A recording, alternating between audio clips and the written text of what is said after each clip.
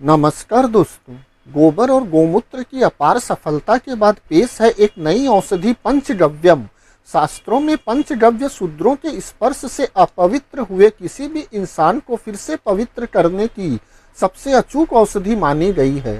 शास्त्रों में भरे पड़े ज्ञान रूपी सागर से गागर की कुछ बूंदें बटोर कर लाने का हमारा यह एक छोटा सा प्रयास मात्र है।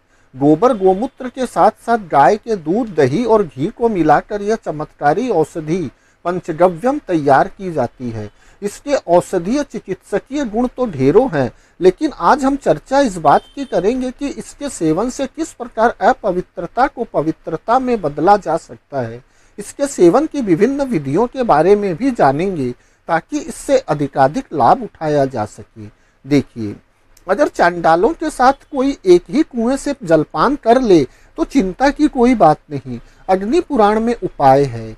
चांडालों के साथ एक ही कुएं का जल पीते हुए जो व्यक्ति अपने को उनके घृणित संपर्क से अपवित्र समझता है, उसे पंचगव्य नामक मिश्रण खाना चाहिए या एक दिन का उपवास रखकर अपनी शुद्धि करनी चाहिए।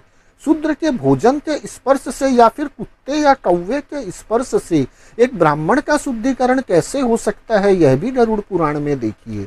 भारतीय बेल धातु से बनी वस्तुएं जो गायों द्वारा सूंघी गई हो या शूद्र भोजन के अवशेष के स्पर्श से या कुत्ते या कौवे के संपर्क से अपवित्र हो गई हो, उन्हें 10 प्रकार की राख रगड़ने से शुद्ध किया जाता है। शूद्र के तस्करी से भोजन करने के बाद एक ब्राह्मण एक दिन उपवास करके और पंचगव्य का सेवन करके अपनी पवित्रता पुनः प्राप्त कर सकता है। गरुड़ पुराण के ही एक दूसरे अध्याय में आगे एक और भी उपाय दिया गया है। देखिए, यदि अनजाने में कोई ब्राह्मण शूद्र के उच्छिष्ट खाए गए भोजन का अवशेष से दूषित भोजन ग्रहण कर लेता है तो उसे एक दिन और रात का उपवास करना चाहिए और पंचगव्य पीना चाहिए, वह शुद्ध हो जाएगा। चंडाल के स्पर्श से अपवित्र हुए ब्राह्मण को क्या क्या करना चाहिए? कूर्म पुराण कहता है, चांडाल द्वारा स्पर्श किया हुआ जल पीने से एक श्रेष्ठ ब्राह्मण पंचगव्य के साथ साथ 3 दिनों तक मुख्य प्रायश्चित अनुष्ठान के द्वारा शुद्ध हो जाता है। शूद्र के हाथों के भोजन या पेय पदार्थ ग्रहण कर अपवित्र हुए इंसान को पुनः पवित्र करने की यह विधि देखिए, जिसमें संवर्त संहिता कहती है कि चांडाल के बर्तन से दूषित कुएं का पानी पीने से 3 रातों तक जौ और गाय के मूत्र पर रहने से मनुष्य शुद्ध हो जाता है। आगे आप स्तंभ संहिता का यह श्लोक देखिए, किसी प्रपा में या जंगल में या जोते हुए खेत की कूड़ों में जमा हुआ जल, साथ ही किसी तालाब से बहता हुआ जल या स्वपाक या चांडाल का जल पीकर व्यक्ति को पंचगव्यम पीकर अपनी पवित्रता पुनः प्राप्त करनी चाहिए। किसी दूसरे के द्वारा खुदवाए गए कुएं या तालाब का जल पीकर या उसमें स्नान करके व्यक्ति को पंचगव्यम पीकर अपनी पवित्रता पुनः प्राप्त करनी चाहिए।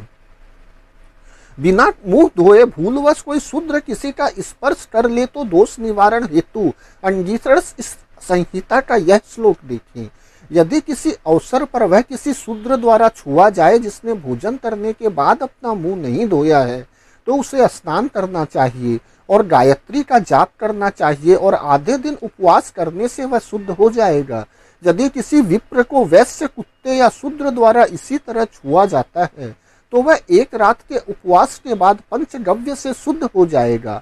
उसाना संहिता का यह श्लोक देखिए, चांडाल द्वारा छुआ हुआ जल पीने से द्विजों में श्रेष्ठ पुरुष 3 रातों तक उपवास करने से या पंचगव्यम लेने से शुद्ध हो जाता है। इस पवित्रतम पेय पदार्थ पंचगव्यम को कोई शूद्र अगर पीने का घोर अपराध कर दे तो शास्त्रों में उसके दंड का भी प्रावधान है। विष्णु स्मृति का यह श्लोक देखिए, यदि शूद्र पंचगव्यम पीता है और यदि ब्राह्मण शराब पीता है तो वे दोनों महान घोर नरक में जाएंगे। शूद्र पंचगव्यम के अलावा अगर गाय का मात्र दूध पी ले तो ऐसे पाप कर्म के लिए वह कठोर दंड का भागी होता है। गरुड़ पुराण का यह श्लोक देखिए, वह शूद्र जो वेदों का अध्ययन करता है, जो भूरी गाय का दूध पीता है, जो जनेऊ पहनता है या ब्राह्मण महिलाओं के साथ संभोग करता है, ऐसे पापी लोग पूरे रास्ते चलकर यम के घर पहुंचते हैं और यम की आज्ञा से दूत उन्हें फिर से उस नदी में फेंक देते हैं।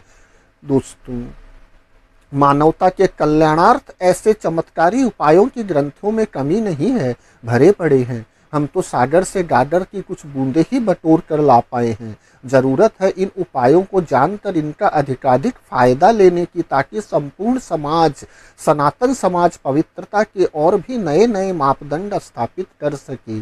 धन्यवाद दोस्तों।